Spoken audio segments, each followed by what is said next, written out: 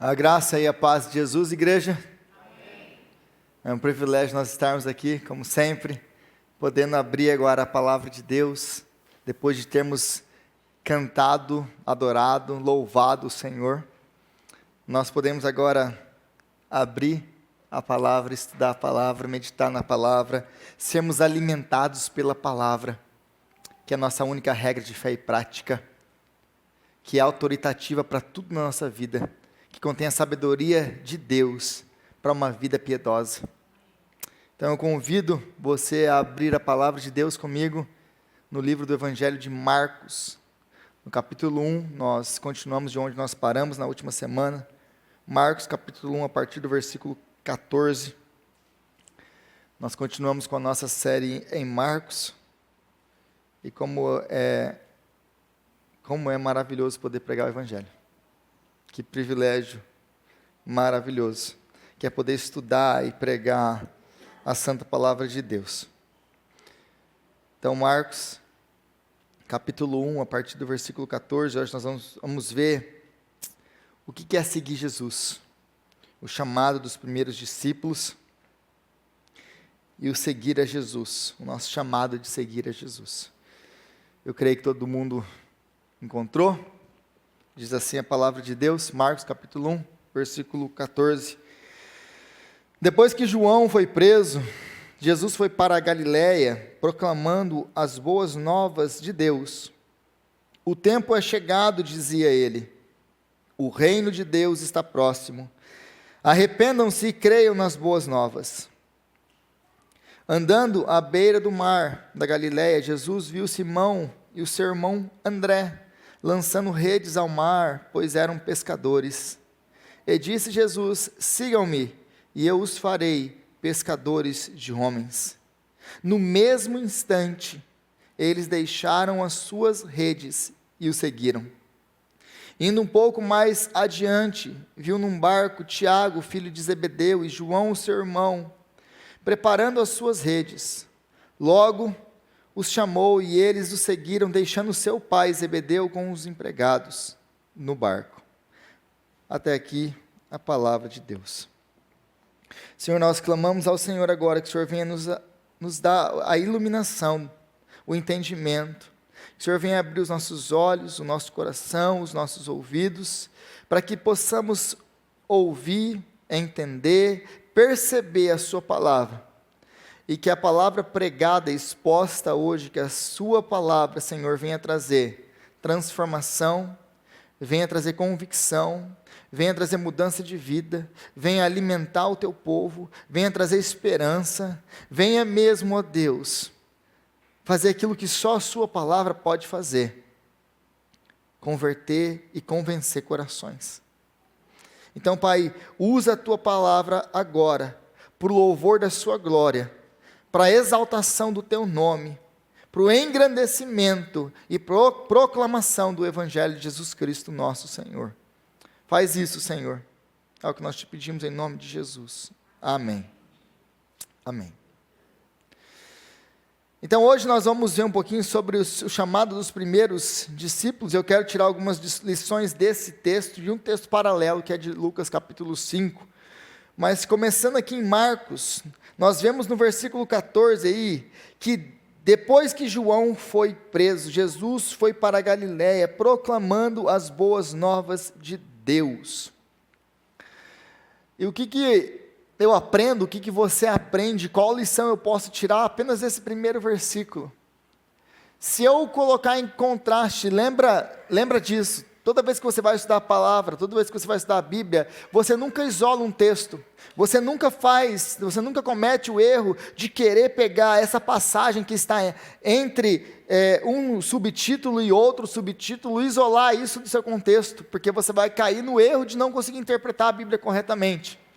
Mas depois que João foi preso, e se nós colocarmos isso aqui em perspectiva, quem era João? Era João Batista. Nós vimos nas 2 últimas semanas, nós falamos do chamado de João Batista, da pregação de João Batista, mas é interessante que no versículo 6, diz que João vestia roupas feitas de pelos de camelo, usava um cinto de couro e comia gafanhotos e mel silvestre.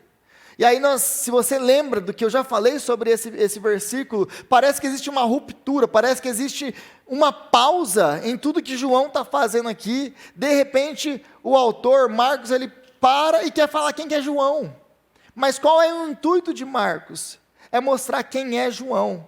Por que ele quer mostrar quem é João? Para deixar muito claro que João é um homem humilde, que João é um homem fiel ao Senhor, que João é um homem que ama o Senhor, que o único propósito da vida de João é agradar e ser fiel ao chamado que Deus tem para a vida dele. É um homem que mora no deserto, que come gafanhotos, que se veste de uma maneira muito simples. É um homem que não quer holofotes, é um homem que não quer chamar atenção para si, é um homem que importa que ele cresça e eu diminua. Esse é João.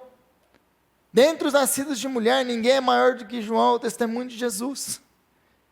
Mas esse homem simples, esse homem humilde, esse homem que tinha uma única intenção e propósito na vida, que é servir o Senhor, ele está preso.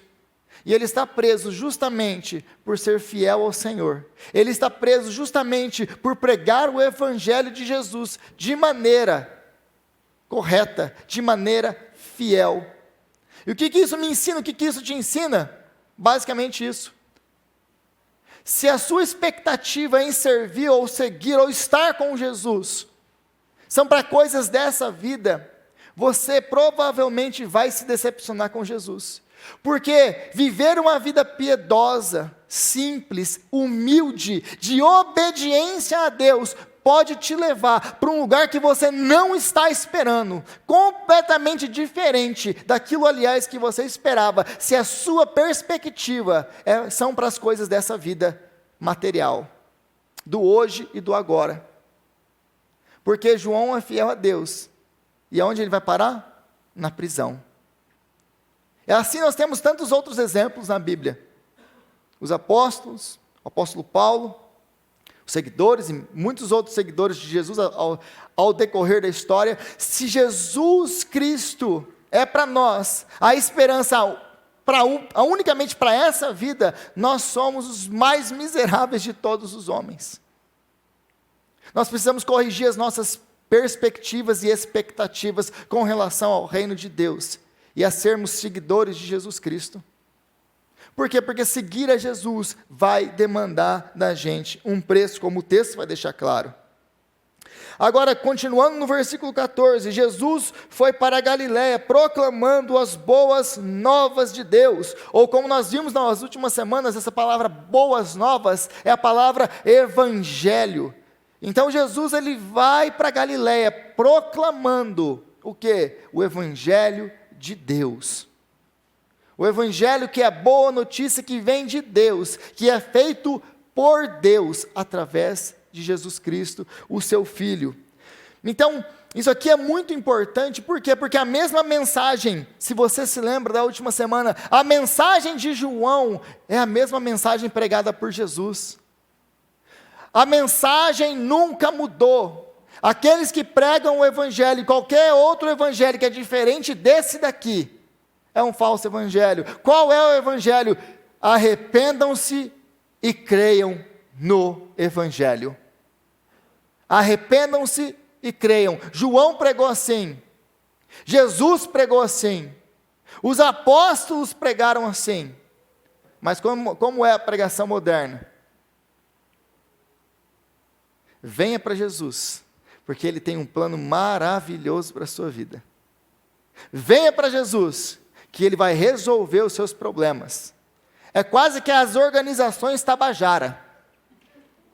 Se você é velho o suficiente para lembrar disso. Organizações Tabajara. Venha para Jesus e tudo vai se resolver na sua vida. O único problema disso é que isso não está na Bíblia em lugar nenhum. Esse é o evangelho coach da nossa geração. O evangelho da prosperidade que não é evangelho e nunca foi. A pregação do evangelho de qualquer homem de Deus é essa. Arrependam-se e creiam no evangelho. E arrependimento é o ato de você mudar. É o ato de você se voltar contra alguma coisa. E a fé é o ato de você se voltar para alguma coisa. Então eu me arrependo, eu me volto contra. E eu creio, eu me volto para ou em favor de alguma coisa. Então você perceba que arrependimento e fé, eles são duas coisas, são dois atributos, são duas faces de uma mesma moeda. Não existe um sem outro. Eu não posso dizer que eu criei em Jesus Cristo se eu não me arrependi dos meus pecados. Eu não posso dizer que eu creio em Cristo se eu não reconheço a minha necessidade de Cristo através do reconhecimento de quem eu sou e dos meus pecados. Através da necessidade do perdão que eu tenho de pedir diante do Senhor por causa dos meus pecados. Eu preciso da graça. Então, arrependimento e fé, eles andam de mãos dadas. Eu me arrependo dos meus pecados e eu creio que Jesus Cristo, Ele é suficiente e o poder dEle é o que eu necessito para o perdão dos meus pecados. Eu creio em Cristo e somente em Cristo. E é pela graça. Não está em mim. Agora, qual que é a consequência da pregação do Evangelho? Uma vez que o Evangelho é pregado, de fato e de verdade, nós temos a consequência. E é interessante aqui, a partir do versículo 16, que o que Marcos está relatando, e ele está querendo deixar isso aqui muito claro para você e para mim. Qual é a consequência da pregação do verdadeiro Evangelho? E a consequência é essa, a comunhão com Deus. Uma vez que nós nos arrependemos e cremos no Evangelho, então e só então existe agora comunhão com Deus. Note que depois da pregação do Evangelho, que Jesus está anunciando o Evangelho,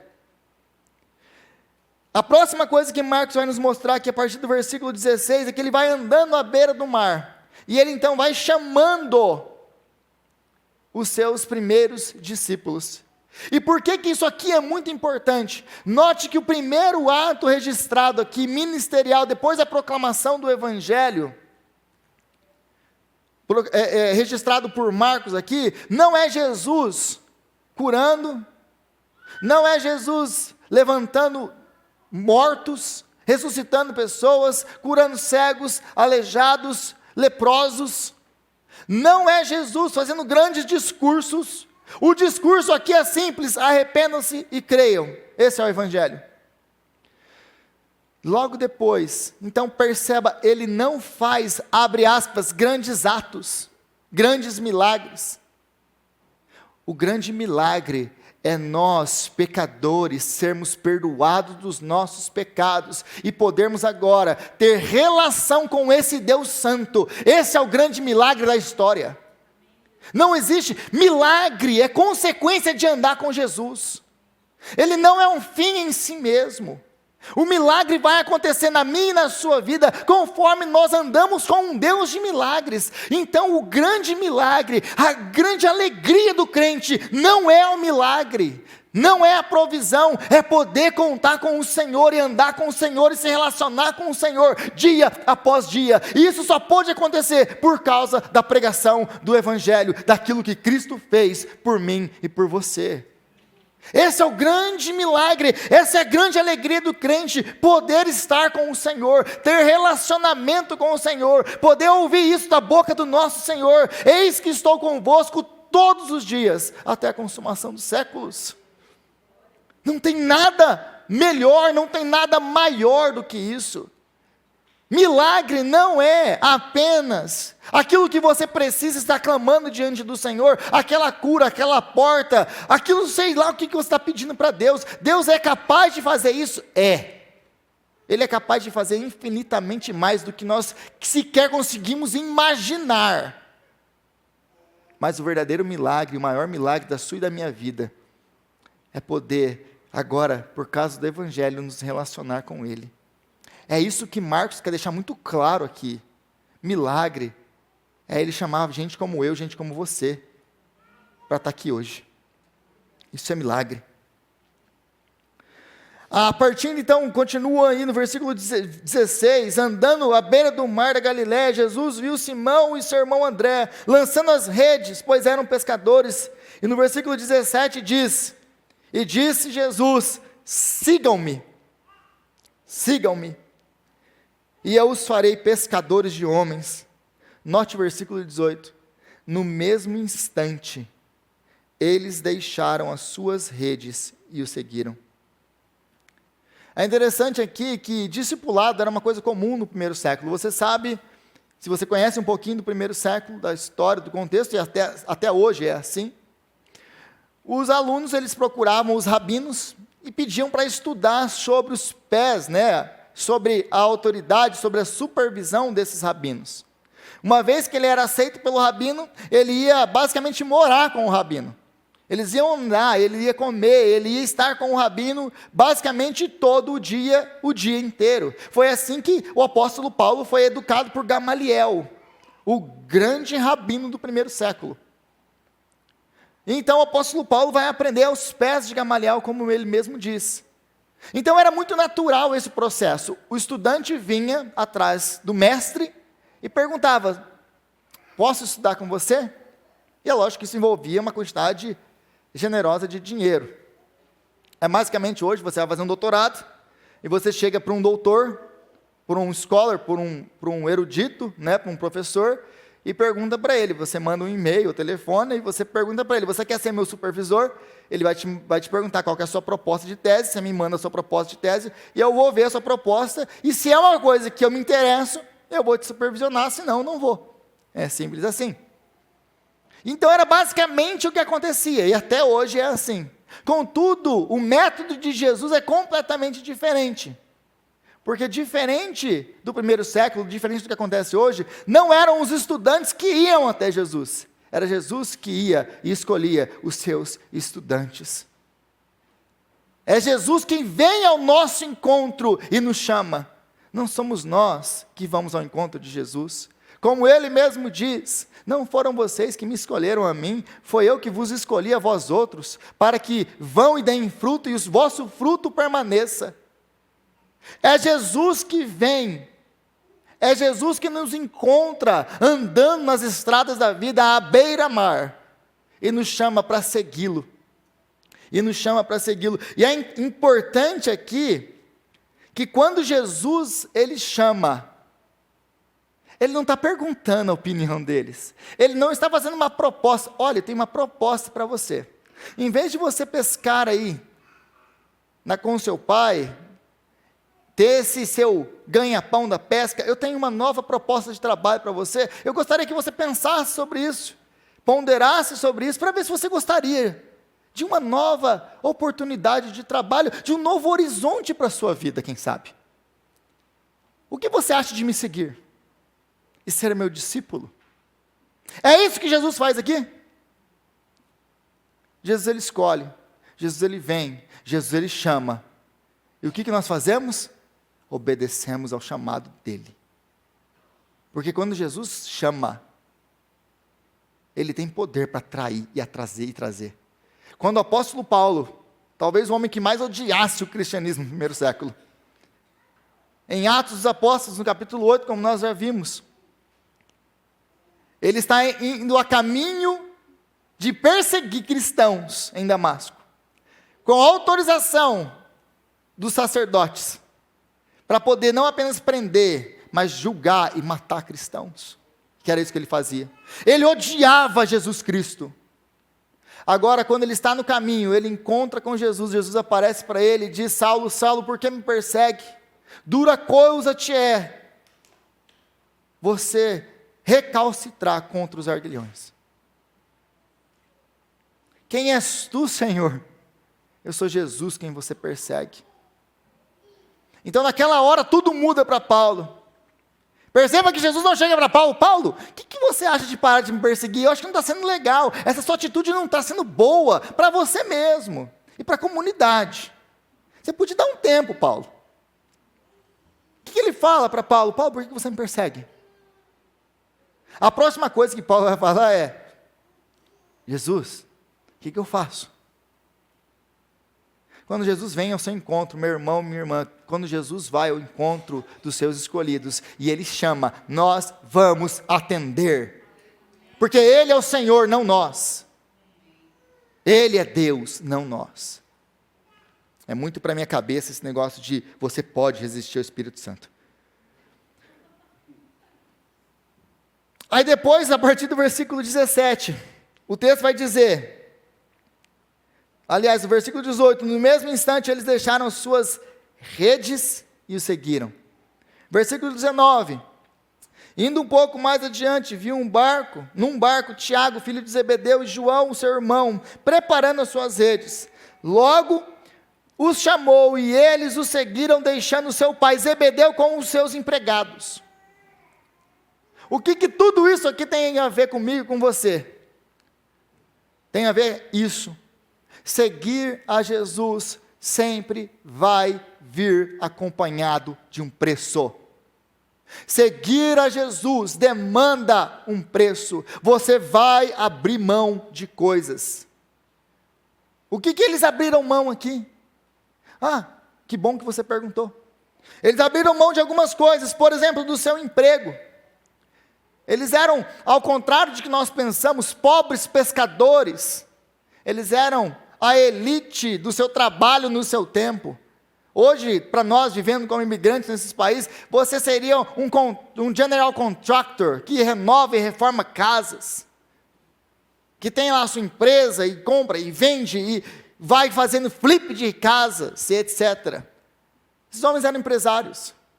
Eles deixam para trás os seus empregos, as suas empresas, as suas famílias, as suas casas, os seus amigos, o seu lugar de conforto. Porque seguir a Jesus sempre vai requerer de nós um preço. Tudo isso para obedecer imediatamente o chamado de seguir a Jesus. Lembre-se que imediatamente eles obedecem. Imediatamente eles obedecem. Então nós sempre vamos ter um custo, nós sempre vamos pagar um preço para servir e seguir a Jesus. Sempre. Eu não sei qual é o seu preço, mas você vai pagar um preço. Se você quer, aqueles que querem viver piedosamente em Cristo serão perseguidos. É um preço. Aquele que quer vir após mim, tome a sua cruz e siga-me.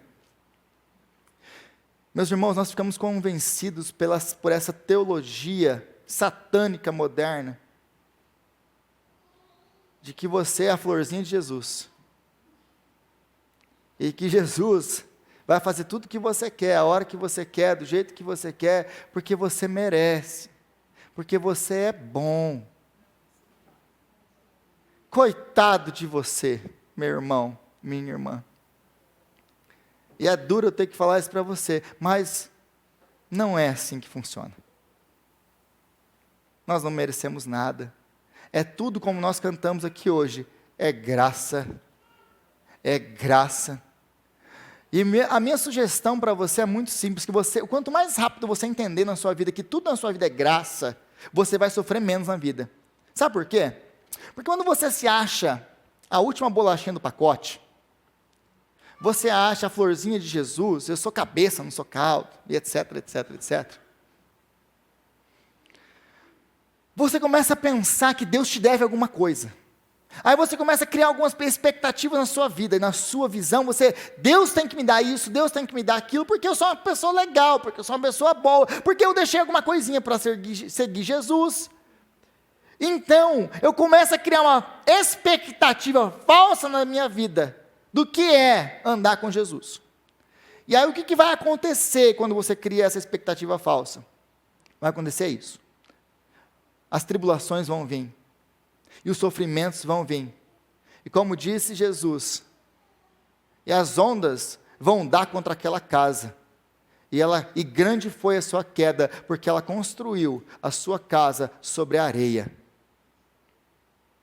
Essa é uma teologia que não se sustenta. Porque nenhum de nós aqui estávamos isentos ao diagnóstico do médico, que é ruim, a perder o emprego, a perder um ente querido, a cair de cama doente. Nenhum de nós está livre dessas coisas. E se nós construímos a nossa vida a partir dessa perspectiva de que eu mereço, eu posso, eu tenho, Deus vai me dar, se Ele não der, o que vai acontecer com a sua fé? Agora, quando você constrói a sua vida a partir dessa perspectiva, eu sei que no mundo eu terei aflição, mas eu vou ter bom ânimo, porque o meu Senhor venceu o mundo. Eu sei que eu não sou maior do que o meu mestre, porque se perseguiram o meu mestre, também me perseguirão a mim. Eu sei que eu vivo num mundo caído e dominado pelo pecado, que ainda não foi restaurado completamente, mas o será no dia da volta do nosso Senhor Jesus Cristo, quando Ele enxugará dos meus olhos toda lágrima. Quando eu vivo com essa perspectiva e expectativa correta, eu vou entender uma coisa: eu posso passar por toda e qualquer aflição e sofrimento, mas uma coisa eu sei que eu posso contar com o Senhor em todas elas, porque Ele prometeu estar comigo até a consumação dos séculos. A grande bênção do cristianismo, ou de Cristo, ou de servir a Jesus, não é que você não vai passar por sofrimentos, é que no meio dos seus sofrimentos você pode contar com a mão estendida do Senhor, te ajudando a passar por toda e qualquer circunstância na sua vida. E que, acima de tudo, o amor de Deus não é provado na sua vida pelo fato de você ser isentado de sofrimentos. O amor de Deus é provado na sua vida pelo fato de Ele te dar do Cristo. E isso ninguém pode tirar de você. Isso vai te dar, meu irmão, minha irmã. Se você construir a sua vida a partir dessa perspectiva e dessa verdade, uma vida indestrutível, porque você vai poder passar por qualquer coisa. Porque a sua esperança está na rocha. E veio o vento, e veio a água, e veio qualquer coisa contra aquela casa, mas ela permaneceu firme, porque ela estava firme na rocha. Mas talvez o seu chamado não seja o de deixar tudo, porque às vezes você está pensando, então eu tenho que sair daqui e deixar tudo. Talvez você já deixou tudo, e está aqui. Mas o chamado seu, para aqueles que saíram e deixaram tudo para servir a Jesus, quanto para aqueles que ficaram também a servir a Jesus aonde eles estiverem. Esse é o nosso chamado, sermos fiéis aonde nós estivermos, aonde Jesus nos mandou servi-lo, e fazer com graça, confiança e expectativa de coisas grandes do Senhor, através das nossas vidas e das nossas vidas. Nós fomos chamados para servir e obedecer o Senhor Jesus Cristo, onde for que Ele tenha nos colocado. Agora, em Lucas no capítulo 15, 5, aliás, que é o texto paralelo a esse, é interessante que ali, a partir do versículo 1, Lucas, ele vai falar, essa é a mesma passagem, é uma passagem paralela à de Marcos, só que Lucas ele vai expandir para nós alguma coisa do que está acontecendo aqui, que vai nos ensinar um pouquinho mais sobre o que é seguir Jesus e sobre obediência. E diz assim o texto: certo dia Jesus estava perto do lago de Genezaré, e uma multidão o comprimia de todos os lados para ouvir a palavra de Deus. Viu à beira do lago 2 barcos deixados ali pelos pescadores, que estavam lavando as suas redes. Entrou num dos barcos, o que pertencia a Simão, e pediu-lhe que afastasse um pouco da praia. Então sentou-se e do barco ensinava ao povo. Tendo acabado de falar, disse a Simão: vá para onde as águas são mais fundas, e a todos lancem as redes para a pesca. Simão respondeu: mestre, esforçamo-nos a noite inteira e não pegamos nada, mas porque és tu quem está dizendo isto, vou lançar as redes. Quando fizeram, pegaram tal quantidade de peixes, que as redes começaram a rasgar-se. Então fizeram sinal aos seus companheiros do outro barco, para que viessem ajudá-los. E eles vieram e encheram ambos os barcos, ao ponto de começar a afundar. Quando Simão Pedro viu isso, prostrou-se aos pés de Jesus e disse: afasta-se de mim, Senhor, porque sou homem pecador. Pois ele e todos os seus companheiros estavam perplexos com a pescaria que haviam feito, como também Tiago e João, os filhos de Zebedeu, sócios de Simão. Jesus disse a Simão: não tenha medo, de agora em diante você será pescador de homens. Eles, então, arrastaram os seus barcos para a praia, deixando tudo, o seguiam. Então esse é um relato paralelo, é o mesmo relato de Marcos, só que agora Lucas ele vai expandir, ele vai nos dar o que aconteceu nesse dia. Marcos ele dá uma resumidinha. Então eu quero tirar algumas lições sobre obediência com vocês.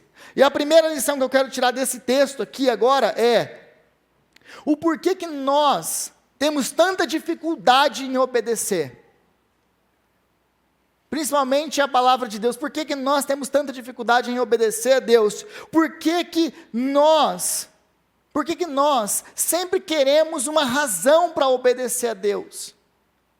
Todas as vezes que nós vamos para a Bíblia, nós queremos ponderar. Será que isso aqui eu obedeço ou não obedeço? Porque via de regra a gente não vem para a Bíblia falando que a gente não quer obedecer a Bíblia. Mas a desculpa é essa. Ah não, isso aqui, Rodrigo, era lá no 1º século. Não, lá para aquele povo era uma coisa que era normal. Mas para nós, é uma coisa que não tem muito, cabimento hoje. É uma coisa mais cultural. Eu acho que isso aqui não vale mais para a gente hoje. Não é então que a gente quer, de fato, falar, eu não quero obedecer a palavra de Deus. A gente quer arrumar desculpas para não fazê-lo. Mas por que a gente faz isso? Porque a gente sempre quer uma razão para obedecer a Deus. Por que a gente vem um comando, segue-me. Jesus chega para você e segue-me. Qual que é a primeira pergunta que a gente faz? Por quê? Principalmente nessa era, nesse tempo que nós vivemos, da desconfiança de todo tipo de autoridade. É uma geração que não confia mais em autoridade, que não confia mais no governo, que não confia mais em nada. Eu sou o autor e a autoridade da minha própria vida. Então, tudo eu desconfio. Aí vem alguém e fala, ou vem a Bíblia e fala, você tem que fazer isso. Aí você fala, por quê? Por que nós sempre queremos razões para obedecer? Para duas coisas, basicamente. A primeira delas é para avaliar e ver se compensa.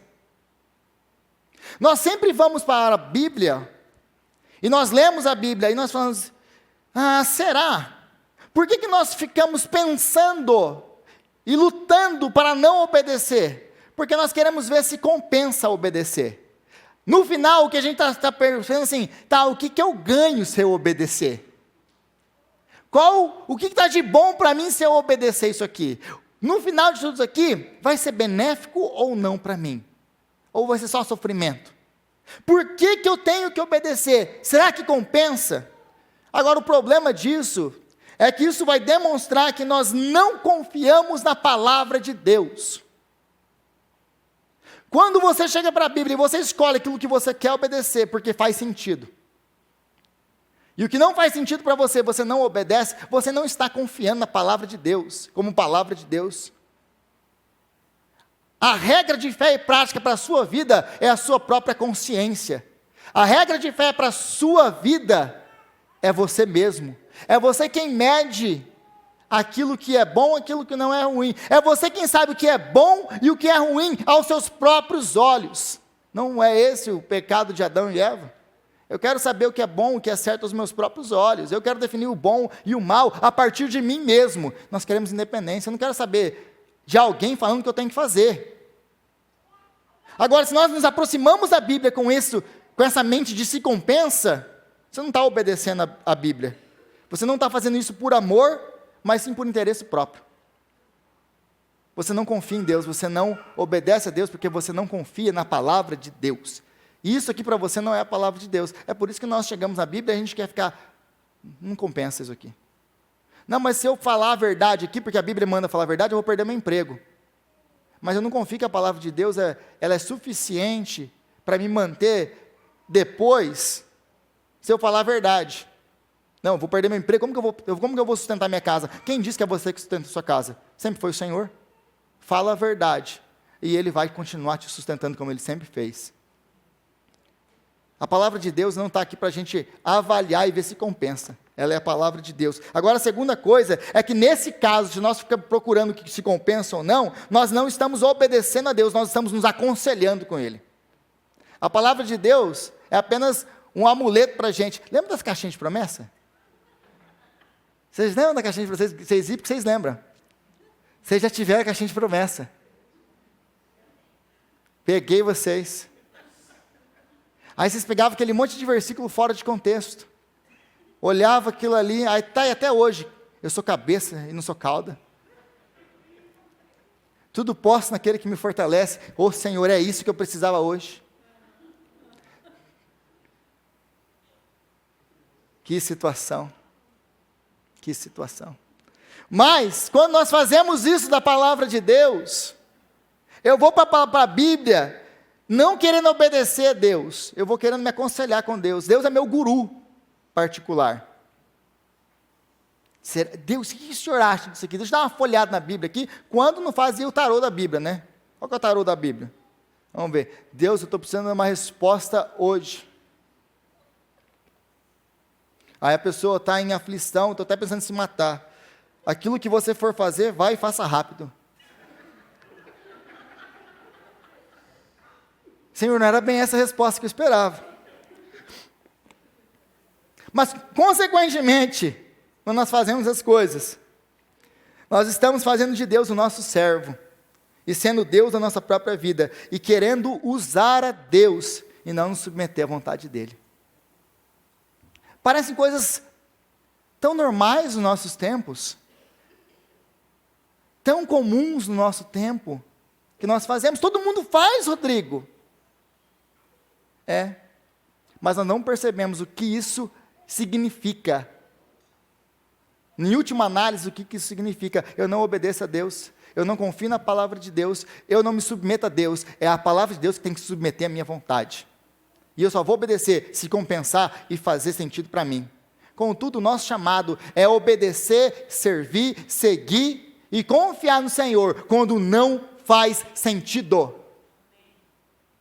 Se você só obedece a Deus quando faz sentido para você, você não está obedecendo a Deus, você está obedecendo a sua própria vontade e o seu próprio intelecto. A sua razão está acima da autoridade da palavra de Deus. Ficou claro isso? Agora, é interessante que no versículo 8, Pedro, depois da pescaria magnífica que eles tiveram, a maior pescaria que eles tiveram na história da vida deles, eles reconhecem Jesus, ele olha para Jesus: Jesus, afasta-te de mim, porque eu sou um homem impuro, porque eu sou pecador. É interessante que a primeira coisa que nós reconhecemos, e na Bíblia nós temos vários e vários exemplos disso, quando Isaías ele vê o Senhor, qual que é a primeira coisa que ele pensa e que ele fala? Ai de mim, pois sou um homem impuro, de lábios impuros, que habita no meio de um povo impuro, e os meus olhos viram o Rei. No dia que nós contemplamos quem é Deus, a sua santidade, a sua glória, a sua majestade, nós entramos no lugar correto de criatura. Você precisa de uma visão de Deus, de quem é Deus. Então, a sua pequenez, a sua nudez, o seu pecado, a sua iniquidade, quem você é, vai entrar no lugar certo. Isso vai te levar ao que eu costumo chamar de dualismo cristão. E essa é a única hora que nós podemos viver de maneira autêntica, entender a graça. Quando você entende o quão miserável você é diante de um Deus santo e grandioso. Quando você entende quão miserável você é diante desse Deus santo e glorioso, e você vê a glória dele, a majestade dele. Mas aí você então entende aquilo que ele fez por você em Cristo Jesus, o nosso Senhor. Você entende que esse Deus glorioso, majestoso, poderoso, que criou os céus e a terra, que governa tudo e todos, que nada foge do seu controle, que era, que é e que há de vir, que de eternidade em eternidade é Deus e não há outro. Quando você entende quem é esse Deus, quando você olha para você e vê a sua miserabilidade, você fala: quem eu sou diante desse Deus? Ai de mim, porque eu sou um pecador. Então, você é levado para a cruz. E na cruz esse Deus magnífico é o Deus que entregou o seu próprio Filho para morrer por você, apesar de quem você é. Isso vai te levar ao que eu chamo de dualismo cristão, que é uma humildade, porque você sabe que tudo que você é graça, mas vai te levar a uma confiança para enfrentar qualquer coisa nessa vida. Por quê? Porque se Deus te amou dessa maneira em Cristo Jesus, se Deus te amou dessa maneira, que foi capaz de entregar o seu único Filho para morrer por você, isso aqui, o que poderá me separar do amor de Deus que é meu por meio de Jesus Cristo? Que é a conclusão que o apóstolo Paulo vai chegar em Romanos capítulo 8. Isso vai te levar a uma vida indestrutível. Agora, é interessante aqui, que o final do texto, quando Lucas está falando no capítulo 5, versículo 11, eles então arrastaram seus barcos para a praia e deixaram tudo e o seguiram. É interessante que aqui, tudo é tudo. Eles arrastam seus barcos para a praia, eles deixam o pai, os empregados, como Marcos já havia dito, eles deixam as redes, mas eles deixam mais uma coisa na praia. E o que eles deixam na praia? Os peixes. Essa é a maior pesca da vida deles. O que é peixe para eles? Dinheiro, dólar. Eles não apenas deixam os barcos na praia, as redes, os empregados, a sua profissão, o seu conforto e tudo aquilo, eles deixam todo o seu lucro. Por que eles deixam todo o seu lucro na praia? Porque no dia que eles encontraram com o verdadeiro tesouro, que é Jesus, dinheiro se transformou apenas em dinheiro. Não é mais aquilo que move a vida deles. No dia que nós encontramos com o verdadeiro tesouro, que é Cristo, dinheiro vira dinheiro para a gente. E a gente vai aprender a lidar com o dinheiro da forma correta. Enquanto o dinheiro for o Deus da sua vida, Mamon, você nunca vai conseguir se relacionar da maneira correta com Jesus. Porque Ele sempre vai ser o Senhor da sua vida. E como diz o próprio Jesus, você nunca vai poder servir a dois senhores. Ou você vai amar um e odiar outro. Mas quando você encontra um verdadeiro tesouro, com a pérola de grande valor, como Jesus usa na sua parábola, todas as outras pérolas, todo o dinheiro, toda a riqueza, toda a glória, toda a fama, todo o poder, tudo aquilo que o mundo pode te dar, comparado a Cristo, não vale nada. No dia que eu encontrei Jesus Cristo, o meu Senhor, todas as outras coisas perderam valor para mim, porque Ele é a verdadeira riqueza. É por isso que nosso chamado é construir, colocar o nosso coração e acumular riquezas em tesouros no céu. Por que ele fala tesouros no céu? É em Cristo. Porque onde o Senhor está, o nosso Senhor está. O nosso chamado é colocar o nosso coração, a nossa mente, o nosso trabalho, os nossos esforços, o que nós somos, o que nós temos, para o serviço de Jesus e para seguir Jesus, porque Ele é o verdadeiro tesouro. Então todo o resto da nossa vida vai cair no lugar certo, e nós vamos ter uma vida correta, e nós vamos lidar com as riquezas, com poder, com fama, e com tudo mais do que o Senhor quiser nos dar nesse mundo, de maneira correta, porque virou apenas outras coisas, o verdadeiro tesouro é Cristo. Então quando nós encontramos Jesus, tudo isso muda. E quando nós encontramos e estamos em Jesus, sucesso e dinheiro não nos controlam mais. Porque se a contrapartida de tudo isso é isso. Se a nossa confiança, segurança e identidade estão em Jesus, estamos livres para o seguir, para onde Ele for, ou em qualquer lugar onde nós estivermos. Mas é só quando a sua confiança, a sua segurança e a sua identidade estão em Cristo Jesus, é que você vai conseguir viver dessa maneira. Mas o final de tudo isso, para nós encerrarmos, como falou de obediência aqui, o nosso chamado é obedecer. Obedecer quando não faz sentido. E obedecer quando não faz sentido, até às vezes quando não compensa, não é apenas um mandamento, uma ordem de Jesus, mas foi o exemplo deixado por Jesus. Porque é Ele que no Getsemane, Ele fala para o seu pai: Pai, se possível, afasta de mim esse cálice. contudo não ser feita a minha vontade, mas sim a sua. E ele obedece ao Pai em tudo, até a morte e morte de cruz. Mas eu falo para você aqui agora, sai, vai, vive e obedeça como Jesus obedeceu, mesmo quando não faz sentido. Você sai daqui desesperado. Você é uma pessoa que pensa, você sai daqui desesperado, porque eu não consigo ver assim, não sei você, mas eu não consigo ver assim. Mas nós entendemos que a obediência de Jesus, não apenas nos serve como um bom exemplo a ser seguido. Jesus não é apenas um bom exemplo a ser seguido. Jesus é aquele que, por causa da sua obediência, ele conquistou para nós uma vida indestrutível. E aí ele nos presenteou com o Espírito Santo de Deus, que agora é aqui ali que nos dá a capacidade para vivermos o chamado do Evangelho. Agora sim eu posso falar, vão e vivam dessa maneira, porque o Espírito Santo dá-nos graça para vivermos assim. Senhor, nós te agradecemos pela sua palavra, Deus, que é santa, que é verdadeira, que é fiel, que nos dá direção, que nos dá norte, que nos confronta, que nos transforma. Obrigado, Deus, pela sua palavra. Agora, Senhor, nos ajuda a viver e a obedecer a sua palavra, a seguirmos a Cristo e a obedecermos ao Senhor, mesmo quando não faz sentido. E seguirmos e obedecermos ao Senhor imediatamente, como os discípulos aqui o fazem. Dá-nos graça, Deus, para viver de maneira digna do chamado do Senhor para as nossas vidas. É o que nós oramos, ó Pai, em nome de Jesus, o nosso Senhor. Amém e amém.